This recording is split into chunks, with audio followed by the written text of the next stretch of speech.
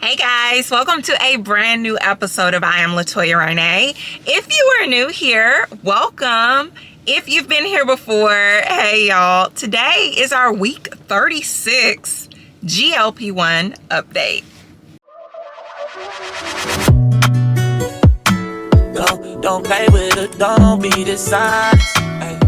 Still not understanding. Hey guys, so I've officially been on a GLP-1 medication for 36 weeks.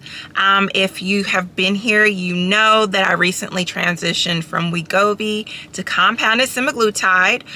This is essentially our update for the second week on compounded semaglutide, but overall, it has been 36 weeks since I started my GLP-1 weight loss journey. And so I'm still trying to figure out how I'm going to title things. You may notice the titles changing because I don't really know how I want to go about wording this, because it's a little confusing. Like, I can't say this is week 36 Wegovy update. I can't say that anymore because I'm not on Wegovy. It's the compounded form.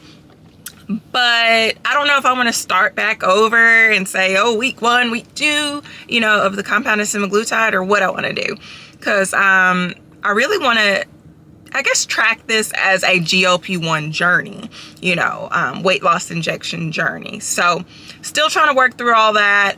You may see, like I said, titles changing here and there. So let's get into some details about the week. I am currently on it's 68 units of compounded semaglutide, which is equivalent to 1.7 milligrams of Wegovy. So if you've been here before, I was on the 1.0 milligram dose of Wegovy for months and months and months. But my doc did want me to go up to 1.7, and I wanted to go up to 1.7 because I noticed that my weight loss was kind of decreasing. And so compounded semaglutide is in a completely different measurement. It's in units. So to get 1.7 milligrams of Wegovy, or of the Wegovy form of semaglutide, I am on 68 units of compounded semaglutide. Hope that makes sense. Probably doesn't. Sorry. But 68 units, 1.7 milligrams, same thing. I still feel the same way I felt last week about it. The injection doesn't hurt. Only real difference is you actually have to draw up the medication out of the vial. You do have to manually push, for lack of a better word, the plunger of the needle inside of you until all the medication is within you, as opposed to with Wegovy, you just took the pen, jabbed yourself, it was in, right? So that's the only main difference. It's really not that bad. I imagine if someone's squeamish of like needles and things like that, there will be some challenges with that. But if you're not, I think that you'll do perfectly fine with compounded semaglutide if you're thinking about switching to that. I will take my 3rd dose of the compounded semaglutide today. So I will need to call and get a refill on my prescription, because what they gave me was enough for essentially 3 weeks, or maybe like 3.5 weeks, but not like a full month. So I'm gonna need to call them, get that refilled. Unfortunately, if you've been here before, compounded semaglutide essentially costs about $100 a week. Where I am at and where I'm getting the medication from. Of course, it varies state to state, area to area, compounding pharmacy to compounding pharmacy. So, you may pay more or less or whatever. But for me, I'm essentially paying $100 a week, which is bananas saying it out loud. But that is the decision that I've made in order to continue my Wegovy, or not even Wegovy, to continue my GLP-1 journey, since I am no longer able to get Wegovy at a semi-reasonable price with my insurance. So yeah, it feels fine as far as injections concerned. As far as side effects are concerned, I will say this, I'm happy to report, I have not been excessively tired this week like I have been before. So I'm hoping that continues, that I've still got energy and things like that. I am, as we're recording this right now, very tired, but that has nothing to do with compounded semaglutide. And I'm completely going off topic here, but I'm gonna tell you why I am so exhausted. And if you see bags and see tiredness, I'm gonna tell you why. It is currently 1:30 in the afternoon. So I'm in my kids' car rider line, to pick them up from school.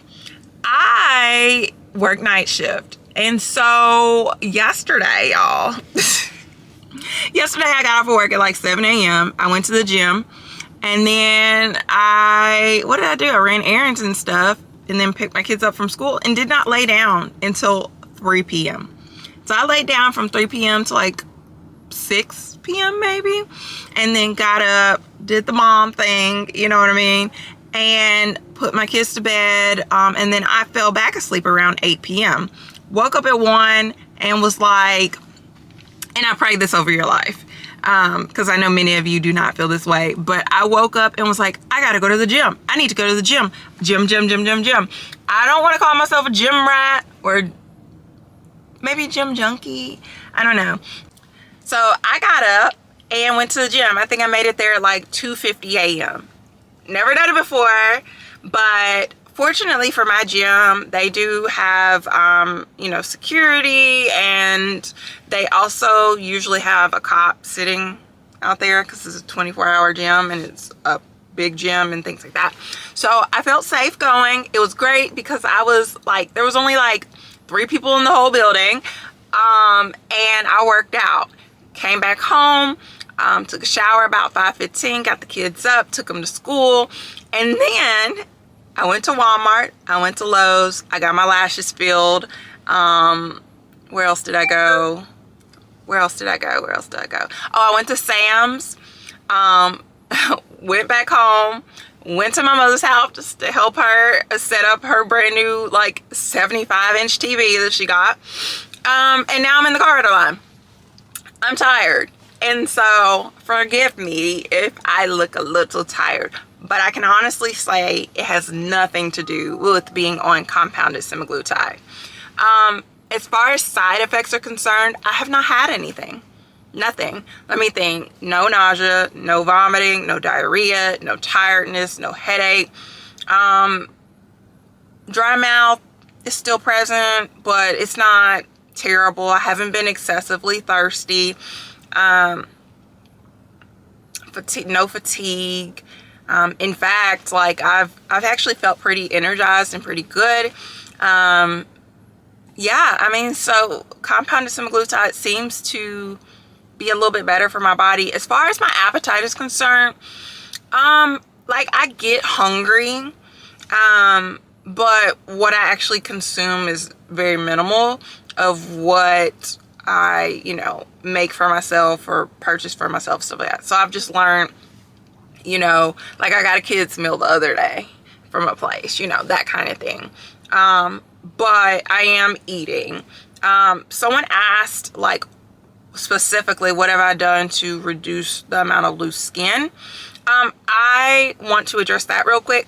I think when I think about it more, I think that the main thing that has prevented me from having like an excessively amount of like loose skin is the fact that I did not lose my weight in large chunks.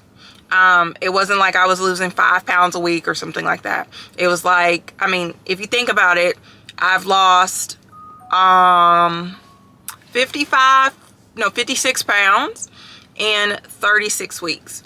So that's a pound and some change per week. So not anything like super crazy or massive. I think that's been helpful because my body has had time to go along with it. I think that if you're, losing 20 pounds a month or something like that, I think that's where you're going to fall into a category where you have looser skin. So if that is a major concern, I would suggest, not increasing your dosage of whatever GLP-1 med you're on month by month or frequently. I would suggest staying on the same dosage for a prolonged period of time. Obviously, I am not a physician, so don't swear by what I say, but I think as someone who's been doing this a while, that staying on the same dosage for a long period of time, like it's less of a chance that you're going to see a whole lot of like big chunks of weight being lost very rapidly. I think that if you stay on the same medication for a prolonged period of time, you'll see gradual, like slow, gradual progression in your weight loss, and therefore your skin and everything has an opportunity to work with you as you lose weight. So I think that's one thing that has been helpful in me not having a lot of loose skin, because honestly, I don't. I don't. In addition to that, I have made it a point to make sure that I do get as much protein in my diet as I can. And what that looks like for me is a variety of things, right? You know, your protein shakes, that's kind of like the go-to. But also too, like just high protein foods in general. So like, for example, I had some Greek yogurt this morning. I think it had like maybe 14, 16 grams of protein in it. If I go get a smoothie, I make sure to add protein to it. Or, you know, I eat, you know, foods that are commonly known for protein. So your meat products. So I find ways to try to get as close to like 100 grams of protein as I can each day. Don't always hit it. Rarely hit it, honestly, because of just the hustle and bustle of my life currently. But when I'm able to, like when I'm off, like every other week I'm off 5 days in a row. So during those stretches, I try to be as aware and cognizant of it as I can be. And, you know, be really mindful of what I'm putting in my body. So that's that. Also too, I will say throughout this journey, I have seen a lot of like muscle mass loss. To combat that, I simply just, you know, work out as much as I can. I know that that's tough for some folks, and, you know, it's not, you know, something that maybe people have access to, or maybe they don't know what to do, or, you know, all of that. But honestly, that is what I do. I am a member of a big box gym, and I do work out quite a bit. I mean, put in perspective, I've worked out 1, 2, 3, I worked out 4 times in week 36. So like went to the gym, worked out 4 times, and I'm trying to think, 3 of those sessions were hour long, and then the 4th session was 2 hours long. So essentially 5 hours in that week. And most of it's weight training, weightlifting, things like that. And a lot of stretching and stuff like that. So, I mean, honestly, that's what I do. I am not a personal trainer. I have worked with a personal trainer though in the past. Prior to embarking on the GLP-1 journey, I did like pay for personal training and group classes and things like that, and that was like my life for a while. Like really was like a family, like felt like family type of thing. And then eventually I had to leave for financial reasons, and started working out on my own. And the great thing about personal training and being in classes is that they were able to teach me how to work out safely. I'm grateful I did that, because I feel comfortable going in a gym now and doing most things in a safe manner. There are some things that I'm like, I need help with form and stuff like that, but for the most part I feel safe doing most things. So I lost 1 pound in week 36. So I was 175 pounds and now I'm 174 pounds. So that is a grand total of 56 pounds lost in 36 weeks. You know, if I feel like if I'm losing like a pound and some change, you know, each week, that's a great week. It really is. That's a great week. So I'm happy about that. And then also too, I'm aware of this. I want to make sure that, you know, some of you guys who are watching that you're aware of this too, that especially if you're someone who's actively working out during this process, or just in any weight loss journey, not even necessarily taking a GLP-1 med, but when you work out, you may see that scale go up, or you may see that scale not really go down as much as you would anticipate, because you are gaining muscle mass. You know what I mean? So just because the scale isn't going the way you want it to go, it doesn't mean that good things are not happening. It could mean that you're gaining muscle, which is super important. So that's another thing to keep in mind if you're someone who, you know, maybe you lost a half a pound or a quarter of a pound or a pound, and you wanted, you were like, I ate good, I did all the things, what's going on? It could be that you just gained some muscle. So that's why I think it's important that we do not focus, or at least don't hyper focus on the number on the scale. I mean, is it a good indicator of how things are going? Yes, but there are other factors and variables that play into it. So I want to like encourage you guys not to get hyper focused on the actual number of the scale. And I just share that so that you know, like, oh, she's lost 56 pounds so far in this journey. Because to me, I like data, and you know, I like to see trends and stuff.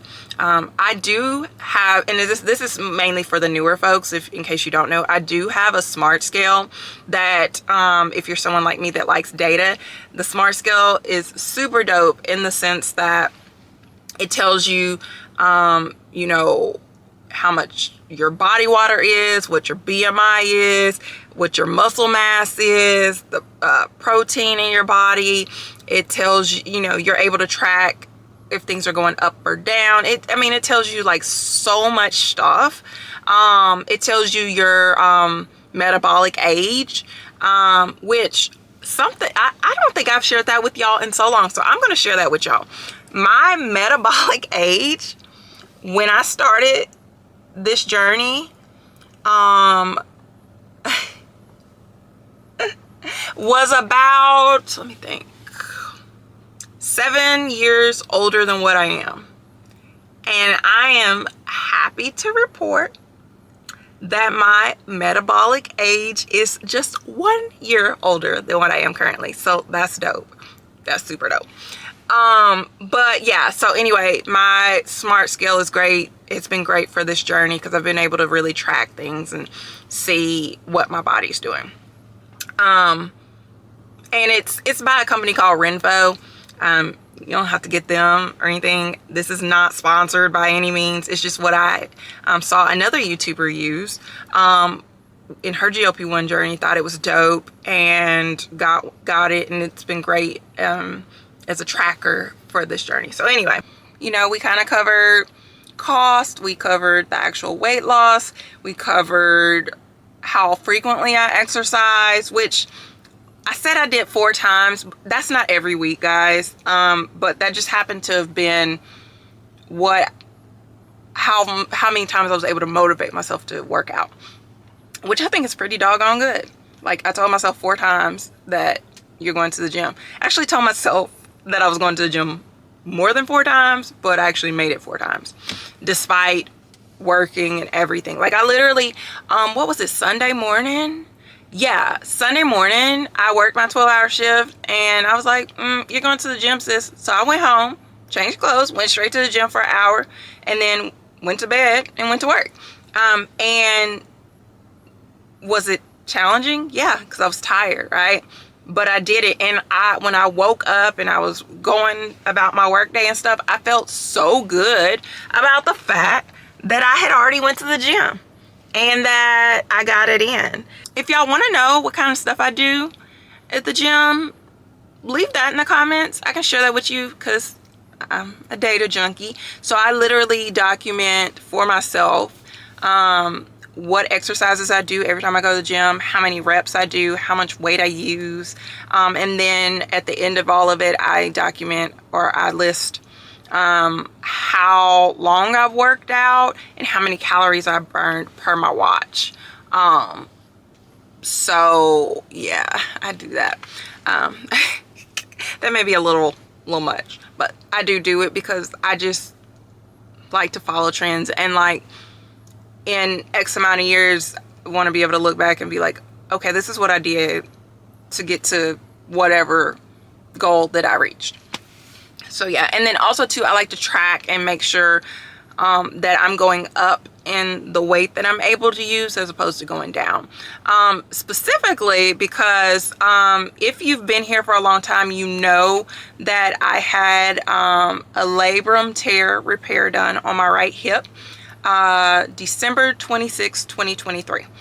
And it required 3 or 4 months of rehab and all the things. I was on crutches for a little while, all these things, you know. It was a laparoscopic surgery to fix my labrum in my hip. And you know, obviously prior to, I was just pushing through the pain and working out through the pain and all that. Since surgery, since I've recovered, because I am recovered, I mean, I still have pain, but it's nothing like it was before. But I'm still working towards being able to do to handle the same amount of weight that I was able to handle, like for example with a leg press prior to surgery, because I'm still not there a year and some change after. So that's another thing too, like I document to see, am I getting closer to who I used to be or what I was able to do before. So that's another explanation, I guess, for why I track things. Put into perspective, I was doing like 190 pounds leg press. I'm only at like 115 currently. So, and I've been at 115 for a long time now, think about it. I just can't. I can do a few reps with like 140 pounds, but it's a lot. So it like makes me concerned that I'm going to injure myself, so I don't do it. So anyway, I think that's it, y'all. This video is probably a little longer than most, but I guess I'm talkative. I think I get talkative when I'm sleepy though. I'm gonna ask my coworkers, because I get really sleepy at work. I wonder if they feel like, wow, she's really talking, she must be tired. Like, I wonder. I'm gonna ask them. But anyway, if you like the content that I am offering to you, I strongly suggest and would greatly appreciate it if you liked and subscribed to this channel. Like the video, subscribe to the channel. I of course will be posting new content every week. Some of the content that I'm putting out here is I'm feeling compelled to share more of what matters most to me, not just my weight loss, but also like my spirituality and things like that. So you're gonna see some more like shorts and just me talking about God and things like that. Hopefully it doesn't offend anyone too much, but it's something that's important to me, and it's a journey that I've been on particularly this year, and like just brings me so much joy. So I'm hoping it brings someone else some joy. So you'll see new content like that. I see my dermatologist in the morning, so I'll give an update on what we're gonna do about my eczema. We'll see you all very soon. Bye.